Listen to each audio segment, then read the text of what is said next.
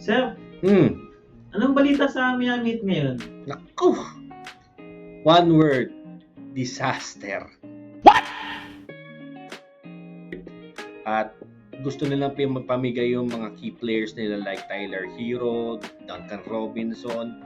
Tapos napabayaan pa nila yung ibang key players din nila na tulad ni Gabe Vincent na punta sa LA Lakers, si Max Strus na punta sa Cleveland Cavaliers. Ako, hindi ko na alam talaga kung anong nangyayari. Pero, siyempre, hindi naman lahat nawala. Napunta si Thomas Bryant, which is a good thing. Tapos si Josh Richardson, nakuha din ng Miami Heat. Pero siyempre, tiwala din ako kay Coach Spo na maayos din yan team despite of everything. Tingnan natin, Heat Nation this season.